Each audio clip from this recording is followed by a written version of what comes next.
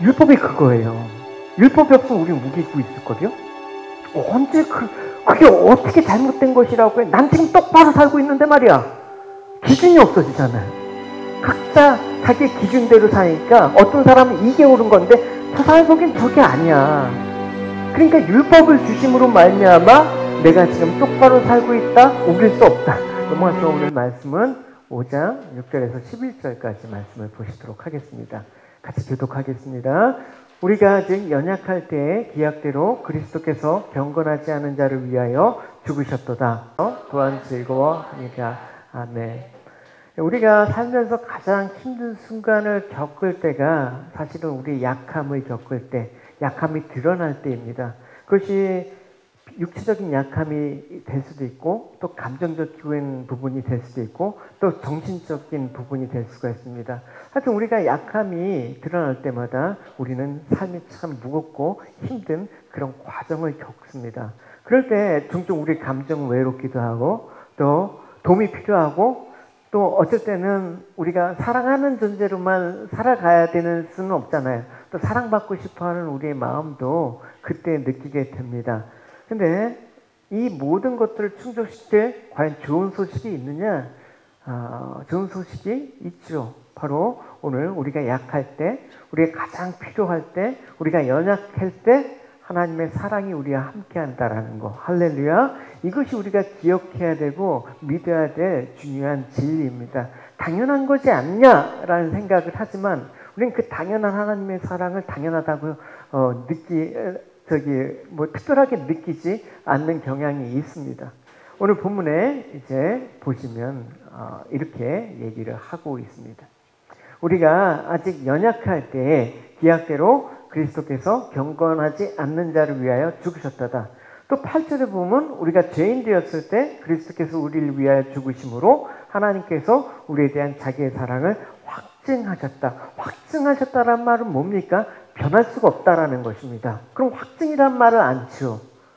그래서 우리가 전혀 소망이 없고 하나님의 사랑을 받을 만한 가치가 없을 때, 심지어 하나님의 원수가 되어서 하나님을 대적할 때 하나님께서 당신의 아들을 보내셔서 대신 죽게 하셨다. 그걸 그 당신의 사랑으로 확증하셨다라는 것입니다. 이 확증된 거는 무엇이 와도, 어떤 상황이 와도 변하지 않는다라는 것입니다.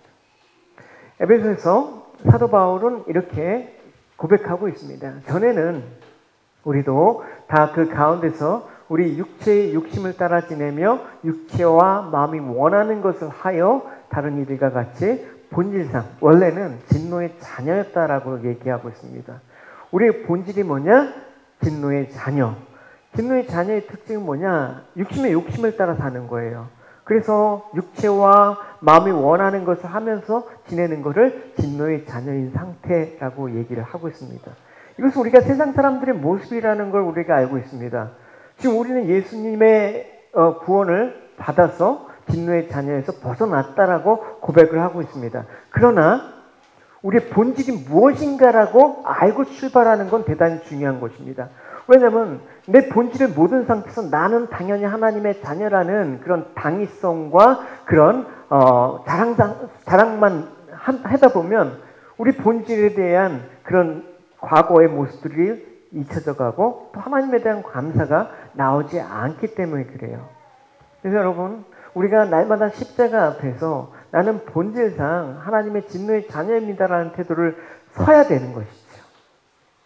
하나님의 십자가의 죽으심이 당연하다고 여겨지는 그런 사람이 돼서는 안 되죠. 당연한 것으로 여겨버리기 때문에 감사가 없는 거예요. 오카노 목사님이 동영상 링크를 보내주신 걸 제가 얼핏 봤는데, 오카노 목사님이 하루에 10분만 해도 예수님의 십자가를 생각해보자. 그럼 어떻게 이렇게 살아갈 수 있느냐라는 그 피아픈 말을 던지시더라고요. 나는 당연히 하나님께 축복받은 자녀라만 생각한다 그러면 우리는 이 십자가의 본질상의 우리의 모습을 잊어먹게 된다는 것입니다. 그래서 디도서는 이를 상기시켜주는 말씀을 하고 있습니다. 이전에는 우리 역시 어리석은 사람이었습니다. 순종하지 않고 잘못된 행동을 하며 육체의 즐거움을 따라 세상 일의 노예가 되었고 악한 일을 하며 남을 미워하고 질투하는 질투하며 살았던 사람들이었습니다. 그러나 우리 구주 하나님의 자비와 사랑이 우리에게 나타났습니다. 우리는 우리의 올바른 행동을 통해서가 아니라 하나님의 은혜로 구원을 받았습니다. 그분은 우리를 깨끗하게 씻어 새로운 사람이 되게 하시고 성령으로 새롭게 하셨습니다.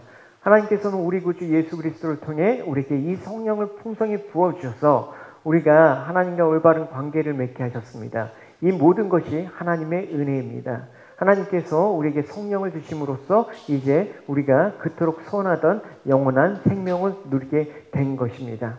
결국 우리의 신앙의 여정은 우리의 본질을 이해하고 우리의 죄를 인정하고 그로 인해서 주어진 하나님의 은혜에 감사해야 된다는 것이 사도 바울의 말입니다. 그래서 사도 바울은 5장 1절에 그러므로 우리가 믿음으로 의롭다 하심을 받았으니까 우리 주 예수 그리스도로 말미암아 이제 화평을 누리자라고 얘기하고 있습니다. 그러니까 하나님께 의롭다 하심을 받은 자는 하나님과 화평의 관계를 갖게 된다라는 것입니다.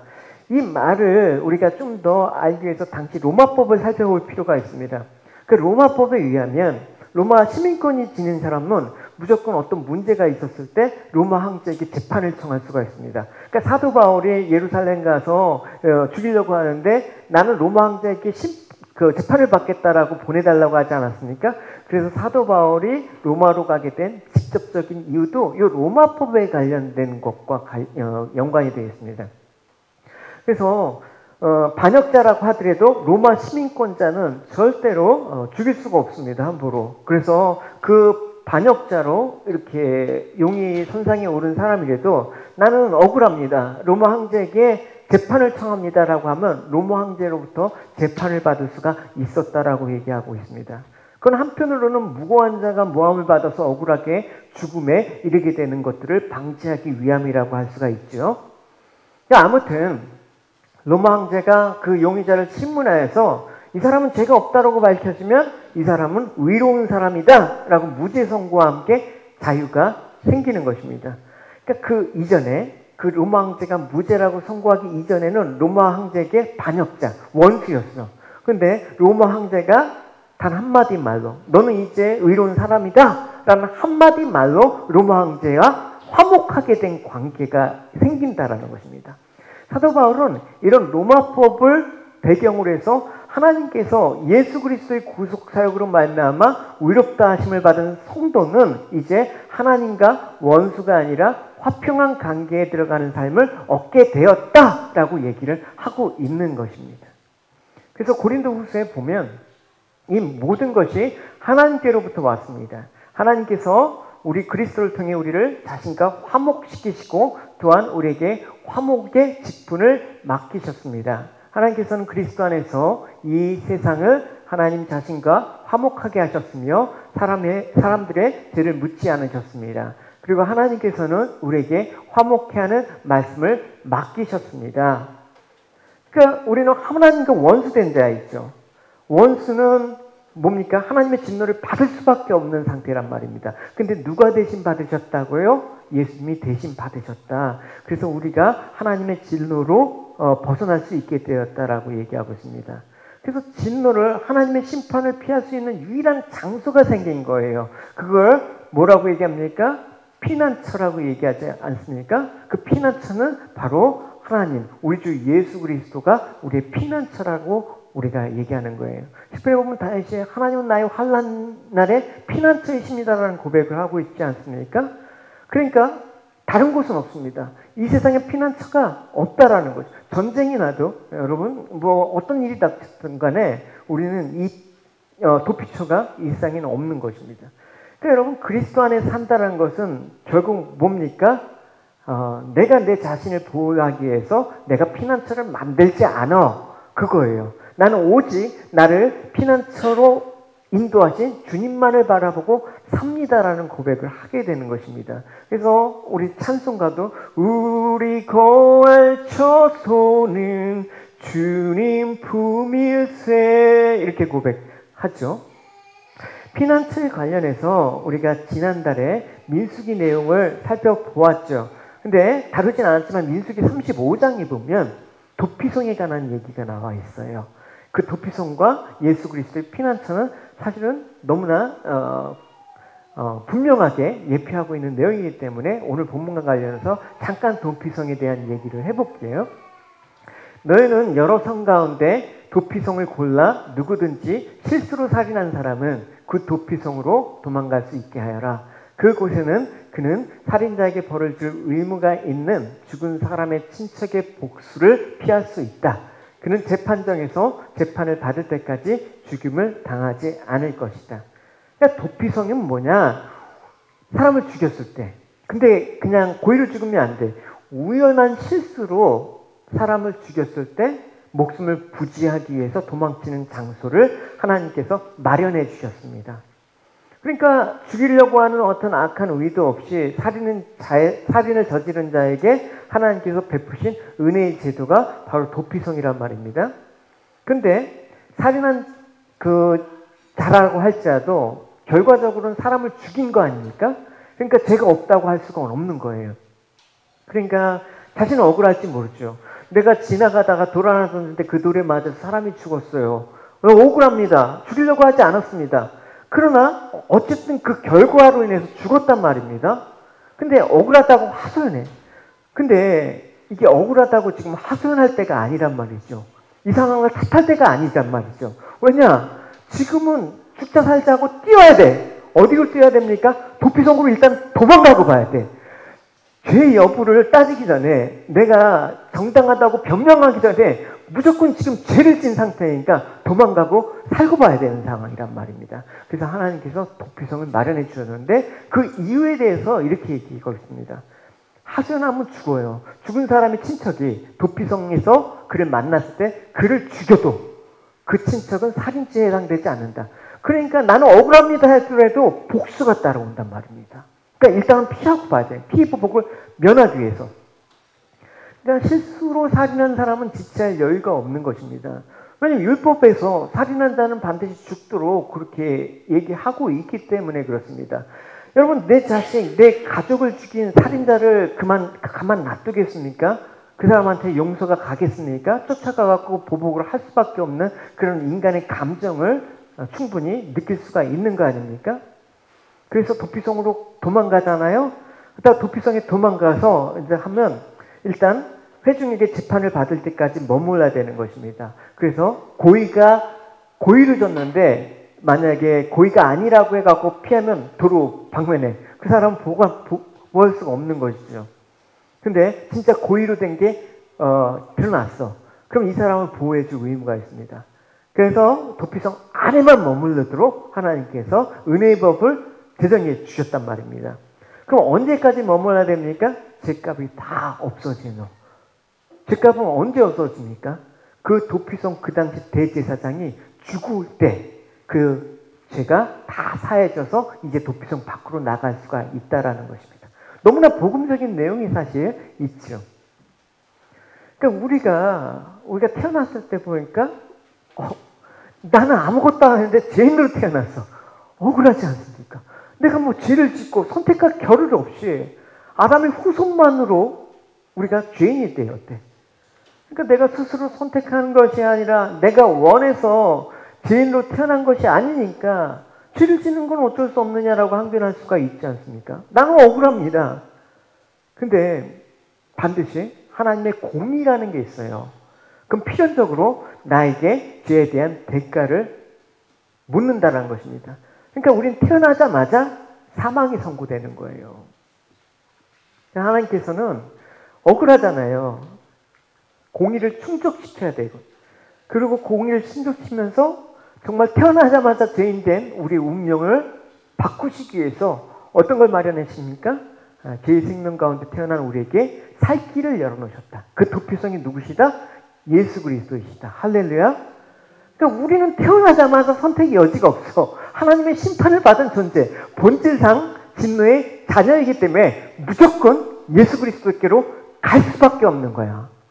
우리가 인생을 살다 보면 여러 가지 옵션이 있다고 생각하고 내가 선택해서 내 행복을 추구할 길이 있다고 생각하는데 길은 없어.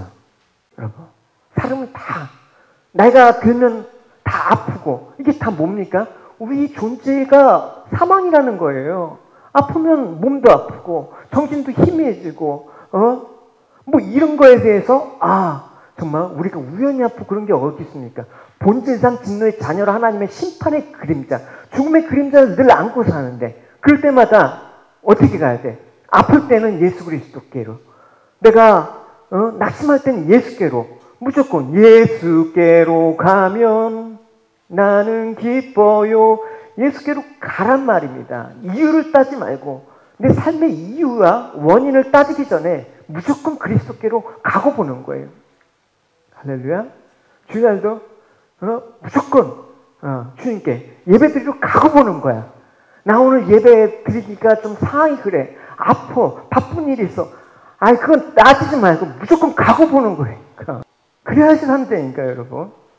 우리가 육신적으로 멀쩡해 보여도 사실 그게 멀쩡한 게 아니죠.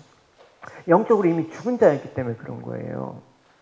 그래서 사망 선고를 항소하고 억울하고, 난 누구 남한테 해코지 끼친 적 없는데 하나님 저를 왜 심판하십니까? 이거 필요가 없습니다. 하나님의 공의 앞에는, 이따 율법에 대해서 제가 설명할 때 조금 더 이해시켜 드릴게요. 그러니까 우린 도피성이 십자가로 달려가는데 그 십자가에서 예수 그리스도의 죽음과 합하여 죄에 대한 심판이 모두 끝날 때 우리가 자유인으로 갈 수가 있습니다. 그래서 예수님께서 십자가에서 죽으셨잖아요. 예수님의 죽으심으로 자유가 됐잖아요. 그 도피성의 모습이 바로 예수 그리스도의 그 신약의 복음의 내용이라는 걸 우리가 알 수가 있는 것이죠. 그러니까 우리가 결론적으로 신앙생활이라는 것은 은혜를 입는 거예요. 심판 외에는 다른 길이 없다. 본질상 나의 진노의 자녀로부터 이 본질상의 그런 신분을 바꿀 수 있는 방법이 없다. 그래서 이 형편으로서 내가 벗어나게 해서 하나님의 은혜로 구원함을 얻게 되는 것입니다. 근데 이거를 우리가 하나님께 요청할 수가 없단 말이죠. 하나님 저를 구원시켜 주십시오. 하나님과 이미 화목 대적된 상태에서, 원수된 상태에서 하나님께 나가면 무조건 죽는 거예요. 그래서 구약에서는 하나님 본다 그러면 그냥 죽음이라니까. 누구도 하나님의 그 율법 공의 앞에서 살아날 사람이 한 명도 없기 때문에. 그러니까 우리도 마찬가지란 말입니다. 그러니까 우리가 하나님 용서해 주십시오 이렇게 기도하는 게 아니라 어떻게 끝에만 예수님의 이름으로, 예수님이 우리의 죄를 대신 하나님께 구하시면서 하나님께서 예수님의 부탁을 듣고 우리 죄를 용서해 주는 거. 이게 중보자가 항상 있어야 돼요. 다른 종교는 중보자가 없잖아요. 우리만이 예수 그리스도 도피성인 중보자가 있단 말입니다. 할렐루야. 그럼 구약의 백성들은 어떻게 하셨습니까? 예수 그리스도께서 안 오셨습니까? 예, 맞죠. 근데 예수 그리스도의 역할하는 중보자를 세우셨잖아요. 그래서 그 중보자라고 장차 하나님께서 구원을 보여주시고 또 그 당시 세운 중보자에 의해서 하나님께 나갈 수 있는 그게 제사 방법이잖아요. 짐승의 피로. 어쩔 수가 없으니까 하나님께서 그렇게 허락하신 그때 구약시대의 은혜란 말입니다. 그래서 구약의 중보자의 대표적인 사람이 누구입니까? 모세이지 않습니까? 출애굽한 후에 모세가 시내산에서 율법과 돌판 위에 증거를 받기 위해서 머무르고 있었는데 산 밑에서 난리가 난 거예요. 이스라엘 백성들이. 왜 모세는 갔는데 하몽쳐서야 왜 오질 않아? 모세 죽었나 보다. 모세 내려옴이 더딤을 보고 아론에게 요구하는 거예요. 우리를 인도할 신을 만들어내라. 그게 금송아지 사건 아닙니까? 근데 하나님께서 결국 그 금송아지 사건을 보고 진노하셨습니다. 내가 이 백성들을 다 진멸하리라. 그래서 화가 단단히 나셨습니다. 그때 모세가 기도하지 않습니까? 어떻게? 그러나 모세는 하나님께 매달렸습니다. 여호와여 어찌하여 주님의 백성에게 노여워하십니까? 주님께서는 크신 능력과 힘으로 이 백성을 이집트에서 인도해내시지 않으셨습니까? 만약 주님께서 노하시면 이스라엘 백성이 여호와가 이스라엘 백성을 이집트에서 인도해낸 것을 그들을 산에서 죽이시고 이 땅에서 멸망시키기 위해서 왔구나 라고 말할 것 아닙니까? 그러니 노여움을 거두어 주십시오. 주의 백성에게 재앙을 내리지 말아 주십시오. 결국 하나님께서 모세의 기도를 들어주셨습니다. 그래서 노여움은 거두셨지만 하나님께서 말씀하십니다. 너희는 참 고집센 백성이다. 목이 뻣뻣한 백성이다. 나는 이제 너희들 지금 죽이지는 않겠지만 더 이상 약속의 땅으로 너희들과 함께 가지 않을 거야. 니들이 알아서 가. 니들이 알아서 뭐 열심히 행위로 가나안 천국을 가든지 알아서 해. 그 말씀하는 거예요. 그러니까 모세가 다시 그때 기도하는 거예요. 우리가 어떻게 행위로 하나님 없이 온전히 가나안 땅으로 가겠습니까? 라고 그때 얘기하는 거예요. 행위로는 절대 우리 의로움이 없습니다라고 고백하는 거예요. 34장 9절에 보면 모세가 말했습니다. 주님, 제가 주님께 은혜를 입었다면 저희와 함께 가주십시오. 비록 이 백성은 고집센 백성이지만 저희의 잘못과 죄를 용서해 주십시오. 저희를 주님의 백성으로 삼아 주십시오. 이 모세의 기도의 핵심은 뭡니까? 하나님, 이스라엘 백성이 범죄했으니까 용서해 주십시오. 다시는 안 그렇겠습니다. 그런 내용이 아니에요. 범죄했지만 하나님 더 은혜가 많고 사랑이 많으시니까 한 번만 봐주십시오. 저희들이 이렇게 용서를 빌지 않습니까? 회개합니다. 그러니까 이번에 용서해 주십시오. 사실 이 내용도 아니에요. 뭐냐면 하나님, 저는 이렇게 할 수밖에 없는 존재입니다. 이게 최선이에요. 하나님 무조건 용서해 주셔야 돼. 이게요. 예? 우리가 회개하면 용서해 주십시오가 아니라 그냥 하나님 용서해 주십시오. 이거부터 치고 나간 거야, 모세는. 대책이 없이 용서만 해달라 그래. 하나님 그러면 저희들 죽이십시오. 저희들 하나님 없이는 도저히 갈 방법이 없으니까 차라리 저희들을 죽여주십시오. 하나님이 우리를 인도해 내주시지 않았습니까? 하나님이 우리를 아버지로 우리가 삼도록 하지 않으셨습니까? 그럼 하나님이 하셔야죠. 그러니까 자녀가 그러니까 배고프면 우리 아버지 아닙니까? 아버지는 돈 벌어서 우리를 먹여 살려야 되지 않습니까? 뭐 이런 얘기예요. 에? 아버지, 제가 잘 행동을 똑바로 할 테니까 먹여만 주십시오. 이런 자식 아니잖아요. 그러니까 모세는 이런 걸 요구한 것입니다. 우리가 구약 성경을 읽으면 참 진짜 열날 때가 많죠. 출애굽기 광야에서 이스라엘 백성이 회개하고 또 잘못 저지르고 이거 반복하니까 기독교 애들이 답답했던 거 봐요. 또요? 안타깝죠. 우린 그렇잖아요. 도대체 이럴 수 있냐? 어떻게 사람이 이럴 수가 있느냐? 응? 근데 우리가 물론 사람이 이럴 수 있냐라고 우리가 분노를 할 수가 있어요. 근데 놀라운 사실은 뭐냐? 우리가 이럴 수 있는 정말 부패하고 타락한 인간임에도 불구하고 하나님은 여전히 다시 찾아오신다. 여전히 끊임없이 말씀하신다. 여전히 놀라운 사랑으로 다시 한번 인내해 주시고 우리를 붙잡으신다. 할렐루야.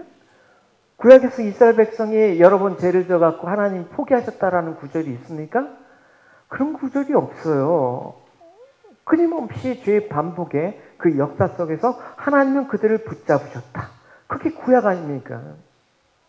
그러니까 이스라엘 백성들이 하나님을 순종하지 않고 떠나 그 마음이 이방 우상에게 향하였을 때도 하나님은 이런 분이셨다. 한 구절만 보시면 하나님께서는 복종하지 않고 거역하는 백성을 향해 나는 하루 종일 내 손을 내밀었다. 하루 종일. 여러분 우리가 잘 아시는 요한복음 3장 13절 복음에 정말 그 정수라고 할 수 있는 구절 아닙니까? 거기 보시면 여러분 이렇게 나와 있어요. 이와 같이 하나님께서는 세상을 사랑하여 독생자를 주셨다. 이는 누구든지 그의 아들을 믿는 사람은 멸망치 않고 영생을 믿게 하십니다. 그러면 우리가 구원받기 위해서는 믿어야 된다는 것이죠. 그럼 무엇을 믿느냐? 그게 중요한 거예요. 믿는데 엉뚱한 걸 믿으면 구원을 받을 수가 없다. 이 사실을 믿어야 된다. 그래서 17절까지 같이. 그래서 요절을 외울 때는 16장만 외운 게 아니라 17절까지 같이 세트로 외우셔야 돼요. 하나님께서 세상을 심판하시기 위해서 그의 아들을 세상에 보내신 것이 아니다. 자기 아들을 통해서 세상을 구원하시기 위해서 아들을 보내신 것이다. 할렐루야. 예수님은 우리의 어떠함의 조건에 따라서 우리를 구원하시기 위해서 조건으로 오시지 않았습니다. 자꾸만 우리가 어떤 조건을 달고 신앙생활 하는 거, 여러분 우리는 점점 그것들을 지향해서 벗어나야 되는 거예요. 하나님 이렇게 해주시면 이렇게 할게요. 이렇게 해주시면 저렇게 할게요. 이런 조건에 따라서 예수님이 우리를 어떻게 하고 그 하나님을 모독하는 거 아니겠습니까? 예수님은 어떻게 오셨다? 구원을 이루기 위해서. 예수님께서 이 땅에 오신 것은 우리를 구원하시기 위해서지 구원의 기회를 얻기 위해서 주시지 않았다. 우리의 행위를 보고 구원을 받을 만하면 그래 구원 줄게.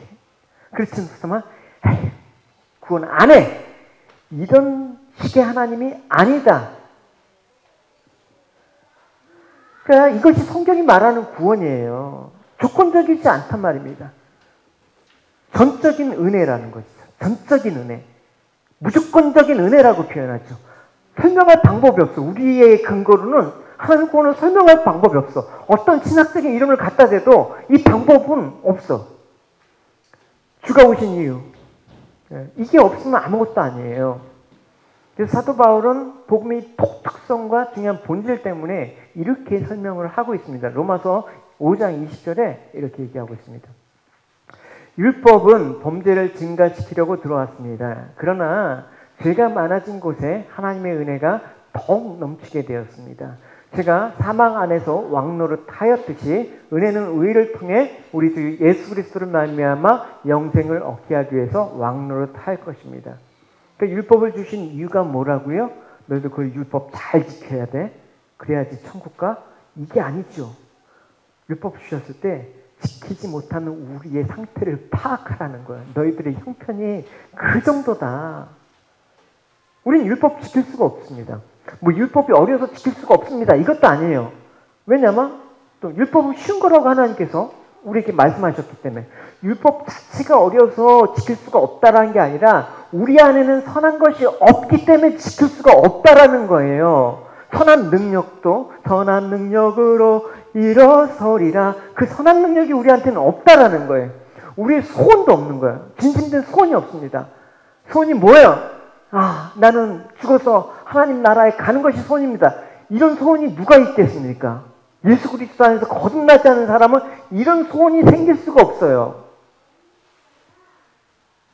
진심도 없습니다. 이 복음의 진심도 없어요. 능력도 없습니다. 이 하나님 말씀이 나의 삶들을 바꾸신다라는 그 능력이 없는 거야. 그렇기 때문에 율법을 통해서 우리가 이런 상태였다. 그래서 아까 서론에서 얘기한 것처럼 본질상 진노의 자녀일 수밖에 없었다는 걸 확인하는 거예요. 여러분 지금 볼 수 없는 장면이긴 해요. 요즘은 뭐 기계로 이렇게 하니까. 예전에 제가 한국에 있었을 때 이렇게 하다 보면 음주 단속을 하잖아요. 경찰들이 이렇게 막아요. 근데 가끔 재밌는 장면을 목격해요. 음주 운전을 하는데 걸린 사람 보면 술 냄새가 나는데 자기는 술 안 취했대. 죽어도 안 취했대. 멀쩡하대. 그러니까 막 멀쩡하다고 그러니까 경찰이 뭘 하냐면 바닥에 선을 하나 쫙 꺼. 그러면서 걸어보라. 제대로 걸을지 않죠. 이렇게 되잖아요. 그래서 근데 본인은 똑바로 걷는다고 얘기해. 왜? 본인이 걷는 대로 선이 따라오니까.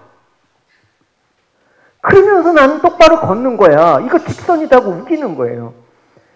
근데 목격한 주변의 사람들은 다 알죠. 저 사람 취했다. 술 먹었다. 음주 운전하는 법에 위반됐다라고 알죠. 율법이 그거예요. 율법이 없으면 우리는 우기고 있을 거요. 언제 그게 어떻게 잘못된 것이라고 해? 난 지금 똑바로 살고 있는데 말이야. 기준이 없어지잖아. 각자 자기의 기준대로 사니까 어떤 사람은 이게 옳은 건데 저 사람 보기엔 저게 아니야.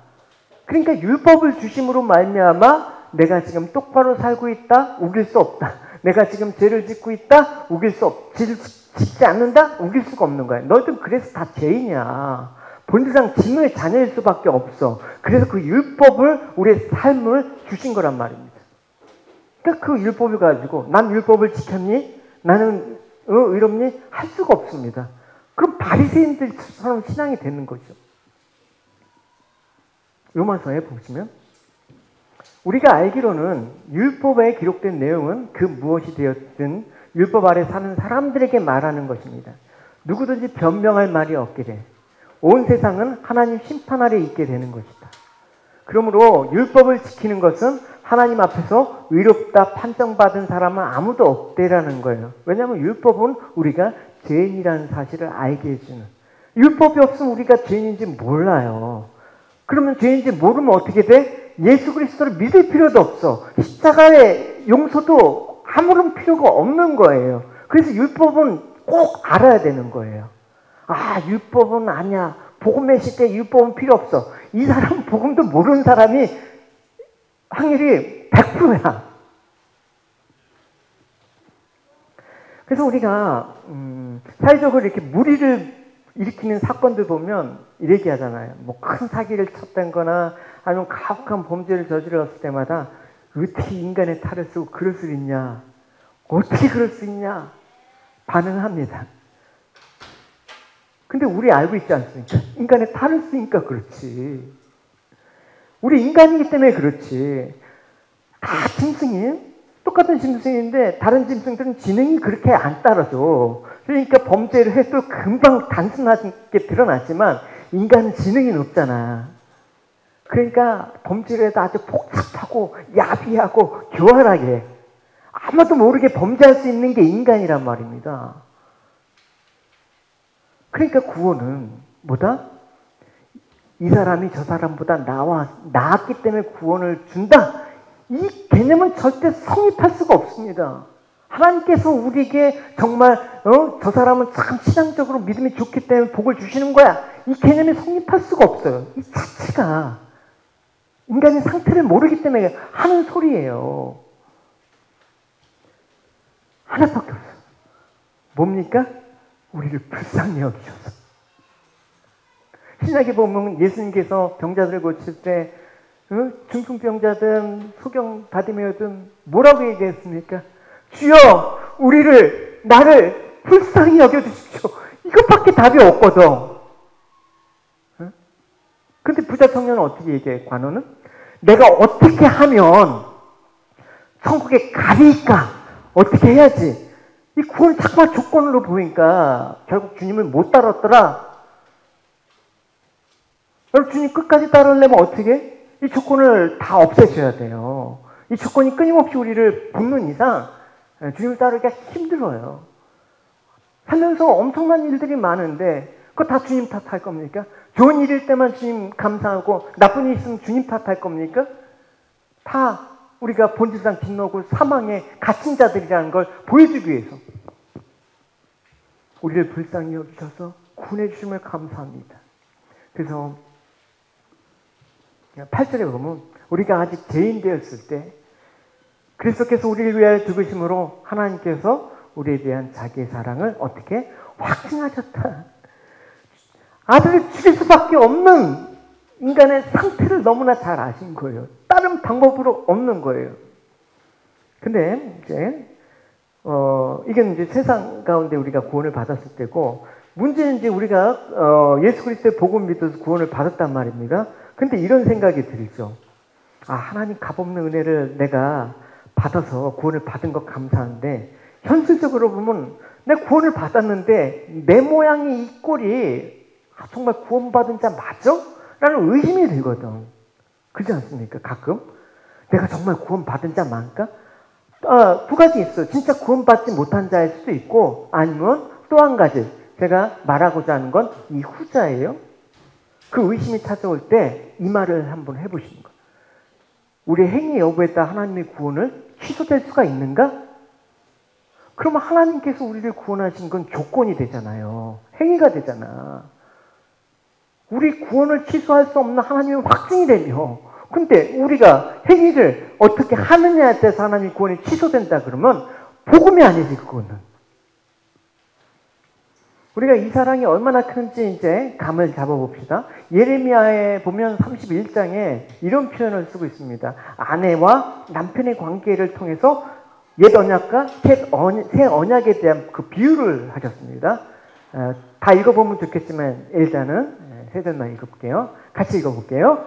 보아라, 날이 이를 것이다. 나 여호와의 말이다. 그날이 오면 내가 이스라엘 백성과 유다 백성에게 새 언약을 세울 것이다.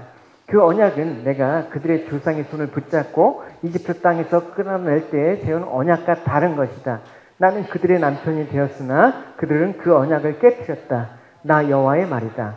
그러나 내가 그날 이후에 이스라엘 집과 언약을 맺을 것이니 나의 법을 그들의 마음속에 두고 그들의 가슴에 새겨두어 나는 그들의 하나님이 되고 그들은 내 백성이 될 것이다. 여기서 보시면 옛 언약과 그 새 언약에 대해서 비교하는 내용이 나오죠. 그럼 옛 언약과 새 언약은 무슨 차이가 있습니까? 똑같아요. 구약에서도 나는 그들의 하나님이 되고 그들은 내 백성이 될 것이다. 이게 옛 언약과 새 언약의 내용은 동일하단 말입니다. 내용은 동일한데 왜 옛 것과 새 것을 구별해서 말씀하시냐면 그 언약을 이루는 방법에 있어서 차이가 있기 때문에 그런 거예요. 이런 것입니다.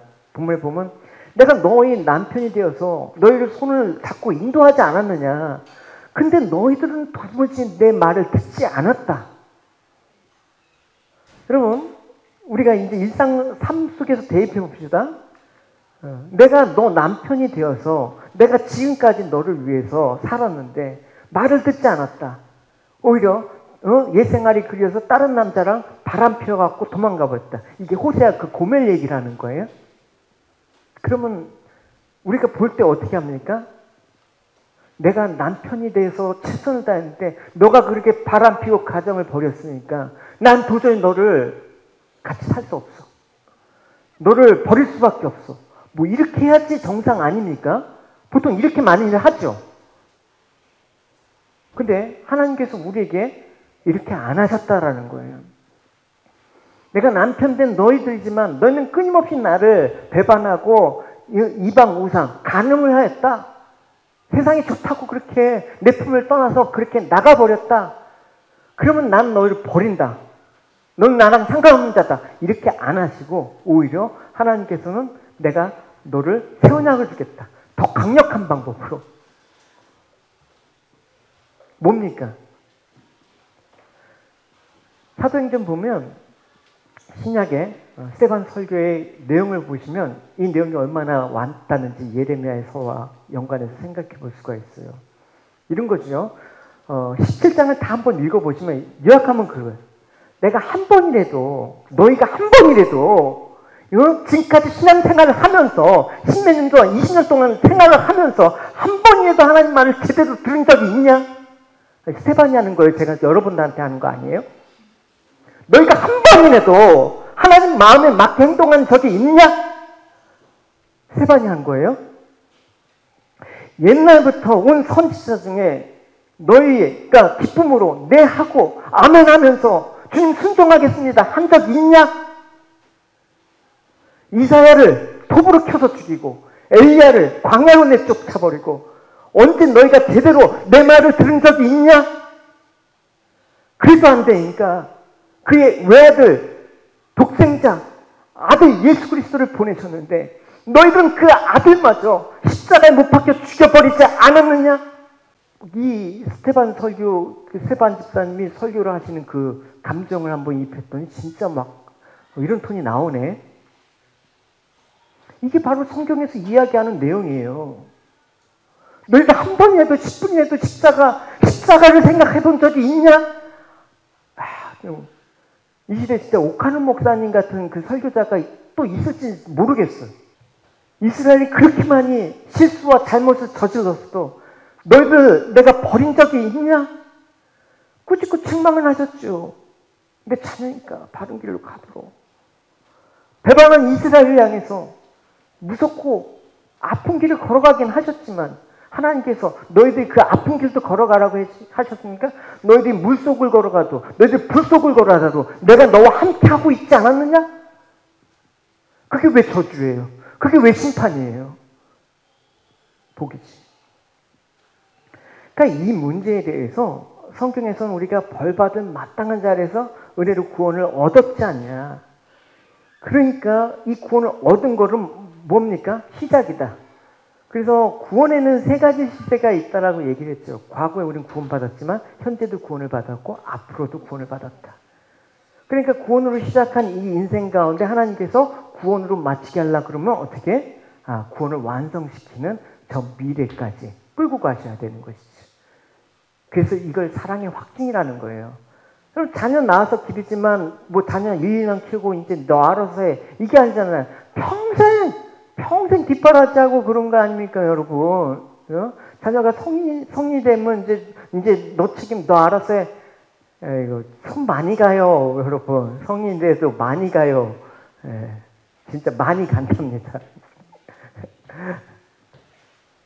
보시면 하나님께서 어떻게 너희들이 구원을 받았지만 그게 전부가 아니란다. 이제 그 구원의 삶들을 해서 내가 너희들 정말 구원자 받은 자답게 만드는 것까지 내가 사랑으로 확증한다. 이 얘기를 하는 것이죠.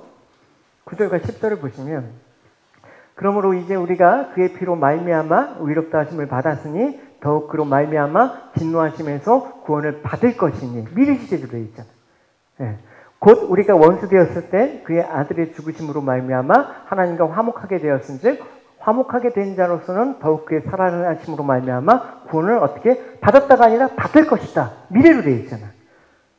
그러니까 받을 것이다라는 미래형이지만 이미 구원을 받았기 때문에 받을 것이다라는 말은 뭡니까?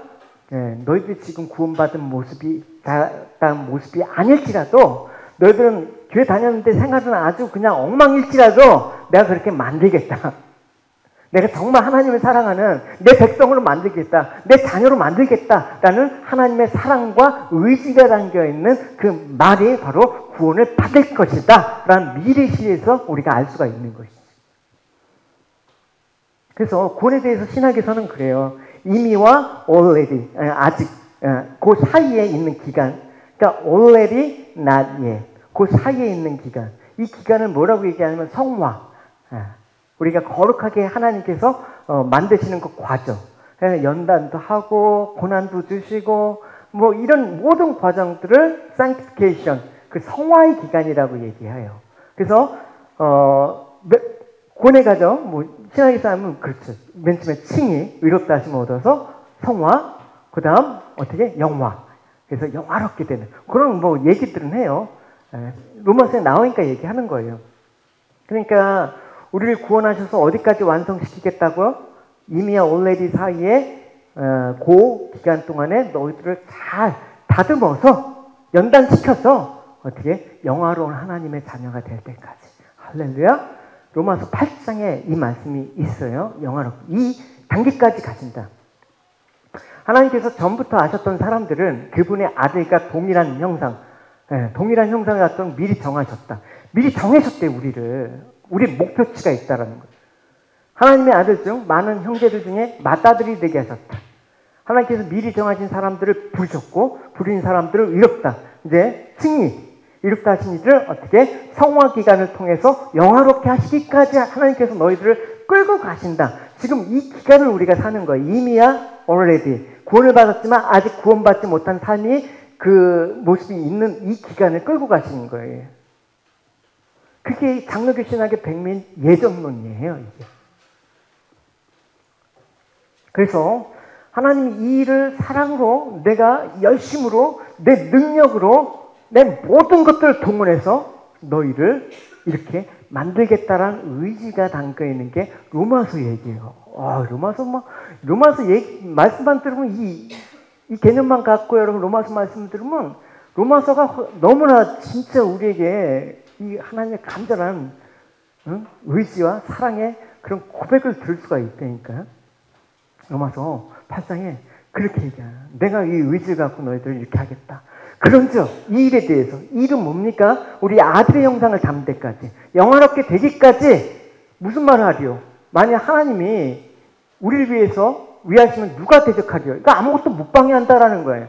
자기 아들을 아끼지 아니하시고 모든 사람을 위해서 내어주시니까 어찌 그 아들과 함께 모든 것을 우리에게 내어주지 아니하겠느냐? 누가 능히 하나님께서 택하신 자를 고발하겠느냐? 의롭다 하신 이는 하나님이신데 누가 정죄하겠느냐? 죽을 뿐만 아니라 다시 살아나는 이는 그리스도 예수이시니 그는 하나님 우편에 계신 자요 우리를 위해서 간구하시는 아직도 하늘 우편에서 우리를 위해서 중보자가 계시는 예수 그리스도께서 우리를 끝까지 붙들어 주시는데 이 고백을 하는 사람들의 삶들은 은혜가 있을 수밖에 없는 거야. 우리를 향한 하나님의 의지와 하나님의 사랑과 하나님의 열심을 보고 신앙생활 해봐. 어떻게 그렇게 밋밋하게 안 되는 거야. 믿어도 그만, 안 믿어도 그만, 이럴 수가 없는 거야. 우리를 구원하시기 위해서 아들이 십자가에 죽으셨는데 더 이상 뭐가 필요하니? 뭘 물어봐야 되니? 너희들 이 사랑 알아? 그럴 때 우리가 이 고백을 하는 거죠. 아, 우리가 이 환난 중에서도 즐거워할 수 있습니다. 그때 그리스도인이 성숙한 모습이 나오는 거예요. 환난 중에서도 즐거워하고 고난 중에서도 앞으로 나갈 일을 생각하면 기꺼이 견뎌내는 것입니다. 앞으로 어떤 일이 어떤 일이 일어날지 우리가 어떻게 짐작하겠습니까? 예? 맨날 뉴스에서 들리는 소문은 좋은 소식이 아니라 우리를 걱정시키고, 미국에서 AI 때문에 4,000명이 실직했다라는 기사 보셨습니까? 예. 실직 요인에 AI의 등장으로 4,000명이 실직된 AI 등장의 요인은 그동안 없었어요. 앞으로 어떤 일이 일어날지 어떻게 알아요? 그때 어떻게 생각합니까? 그때 우리를 향하신 하나님의 사랑을 봐라. 할렐루야. 우리를 붙잡고 계신 하나님의 사랑, 그 확증을 너희들 믿음으로 고백하라. 기꺼이 견뎌낼 수가 있습니다. 이뿐 아니라 우리는 환난을 당하더라도 즐거워합니다. 그래서 환난이 인내를 낳고, 또 인내는 연단된 인품을 낳고, 연단된 인품은 소망을 낳는 것을 알기 때문입니다. 이 소망은 절대로 우리의 기대를 저버리지 않습니다. 그것은 하나님께서 우리에게 주신 성령을 통하여 우리 마음에 하나님의 사랑을 부어주셨기 때문에, 이 사랑을 확증시켜 주셨기 때문에, 우리는 하나님에 대한 이 사랑이 결정적인 증거가 있는 사람들 아닙니까? 근데 그 증거가 없는 것처럼, 하나님 왜 이렇게 해주세요? 왜 이런 일이 일어나게 해주세요? 왜 이렇게 힘들게 하세요? 이게 증거 있는 사람의 고백은 아니죠. 우리가 이 사랑 앞에서 가슴이 쳐요. 정말 이 사랑 앞에서 정말 단 10분만이라도 십자가를 생각하시기 바랍니다라는 오카노 목사님의 그 간절한 외침이 여러분 우리 들리십니까? 한 주일을 살면서 정말 묵상 하나님 말씀으로 기도하고 이게 우리 일상이 되었는데, 그냥 일주일에 한 번 딱 와갖고 1시간 예배 드려주는 게 전부가 돼버렸어. 그래서는 안 돼요, 여러분. 네? 좀 은혜, 이 사랑의 증거들을, 그게 행위가 아니잖아요. 그 증거들이 이렇게 고백되는 그런 모습들이 얼마나 아름답습니까? 네? 그럼 한번 묵상하고 계시는 분 손 들어보세요. 네. 다 하시리라고 생각을 해요. 표현을 잘 안 할 뿐이지. 근데 혹시라도 좀 안 하시는 분이 있더라면 묵상 꼭 하셔야 돼요. 네. 기도 안 하시는 분이 있다 그러면 하루 시작을 꼭 기도하면서 시작하셔야 돼요.